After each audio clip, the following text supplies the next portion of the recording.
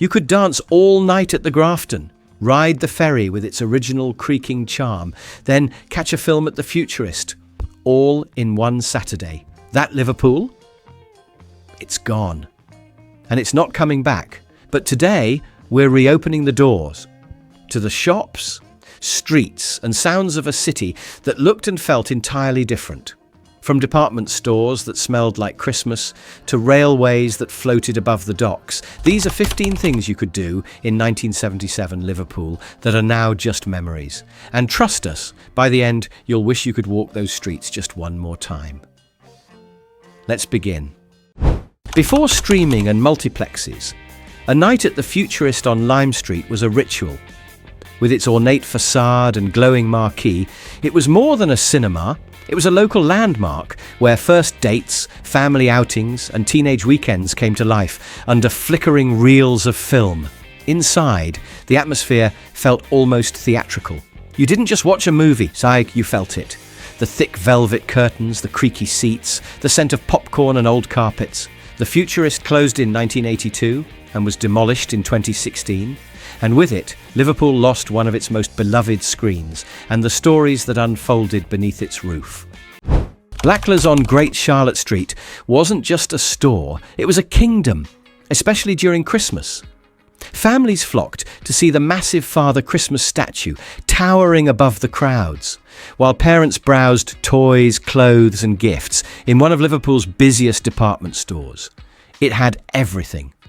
Escalators that seemed enormous as a kid, polished counters, and the kind of charm no modern shopping centre could replicate.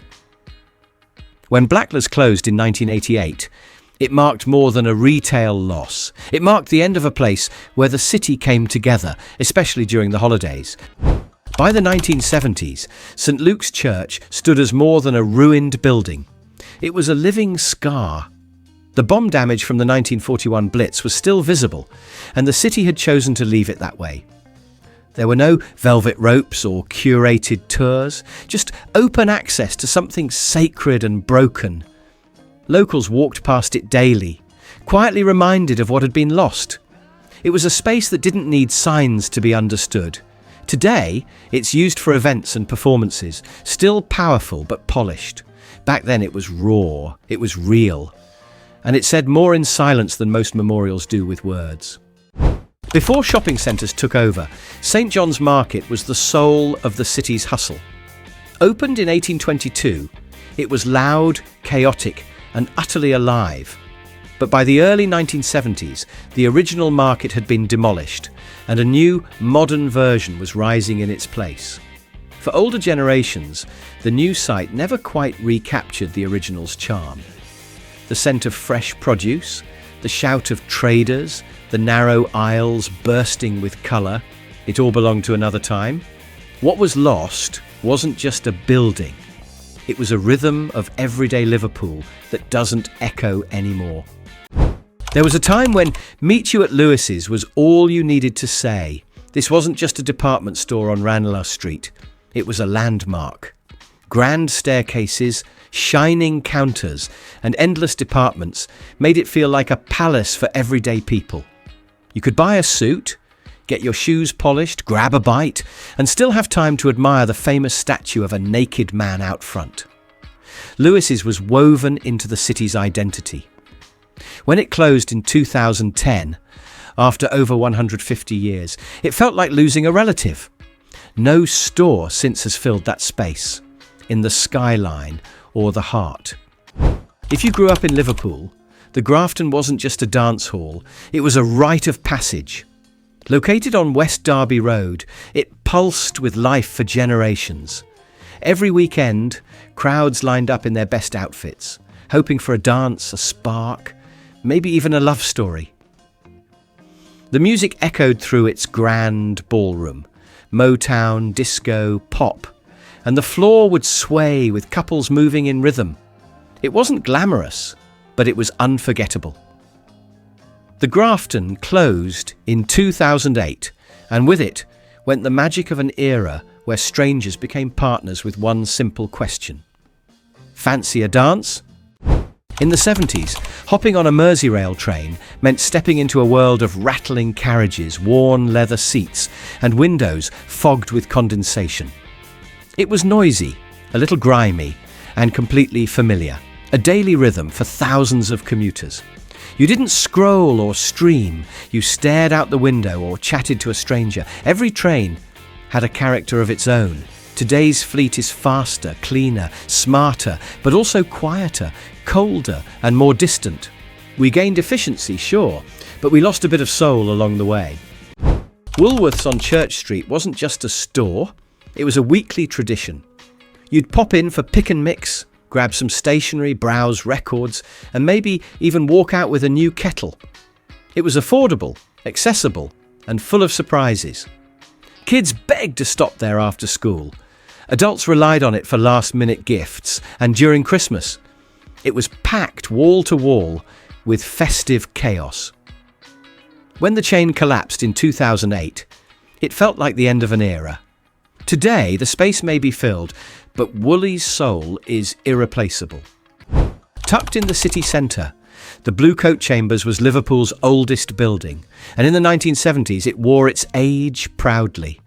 No sleek upgrades or shiny installations, just bricks, creaking floors, and an atmosphere that whispered centuries of stories. Back then, it was an arts centre run by artists, not consultants. You'd find underground exhibitions, political theatre, and music that wasn't quite ready for the mainstream. Renovations have since polished its surface, but that gritty living charm, it belonged to a different time, and it's not coming back. The Shakespeare Theater on Fraser Street was once a shining stage for music, comedy, and variety, the kind of place where you'd laugh, cry, and forget the world for a few hours. For decades, it was a pillar of Liverpool's cultural life. By the late 1970s, it had closed its doors and was later demolished, leaving behind only memories and playbills. What vanished wasn't just a theatre, it was the intimacy of live performance in a space that felt like home. Those velvet curtains don't rise anymore. For generations, George Henry Lee's On Church Street was where you went when you wanted something a little special. It had elegance, history, and a certain prestige, the kind of place you dressed up to visit, even if you were just browsing. By the 2000s, it was rebranded and eventually relocated as part of the John Lewis chain. The spirit of George Henry Lee's, with its polished counters and smartly dressed staff, faded into history.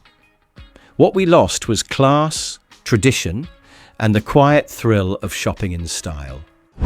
The Pierhead still boasts the iconic Three Graces, but if you walked there in the 1970s, the atmosphere was completely different. It was a working waterfront, rough around the edges, full of life, dock workers, and raw history in every brick. Today, it's sleek, redeveloped, more postcard than port.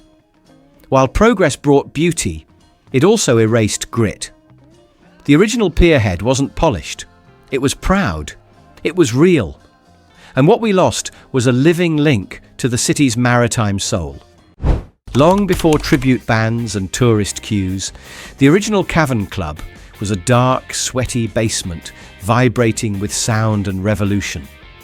The Beatles made it famous, but countless others gave it soul, echoing bass lines, cigarette smoke, packed crowds pressed wall to wall. When it closed in 1973 and was demolished soon after, something irreplaceable vanished. A replica exists now, but it's exactly that, a replica. The real Cavern wasn't about bricks. It was about moments that changed music forever.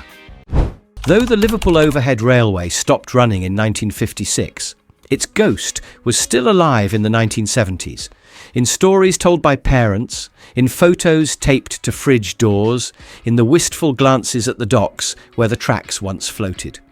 Nicknamed the Docker's Umbrella, it was the world's first electric elevated railway, and one of Liverpool's proudest feats. Its absence left a strange silence over the waterfront. We didn't just lose a train, we lost a view. a sound, a slice of working-class magic. You can still ride the Mersey Ferry today, but the vessels of the 1970s had a different kind of soul. Wooden benches, thick painted railings, the scent of river water and engine grease. The ride wasn't just scenic, it was sacred. Back then, it wasn't about selfies or sightseeing. It was about movement, music, connection. The boats were slower, noisier, and unforgettable. The modern ones are fine, but what we lost was texture, nostalgia, and that beautiful hum that said, "You're home." So after walking through 15 pieces of the Liverpool we once knew, we've got to ask, were those years truly happier? Or is it just the memories that shine a little brighter? We'd love to know what you think. Were you there? Did you experience any of this firsthand? Or do these stories come from your parents, your nan, your older mates? And if you want us to dive into another decade, or even another city, let us know in the comments. Which years of Liverpool should we revisit next? Or should we take this nostalgia trip to Manchester, Glasgow, London? Drop your thoughts below. And if you enjoyed this journey, give us a like and subscribe. It's free and it helps us bring more stories back to life.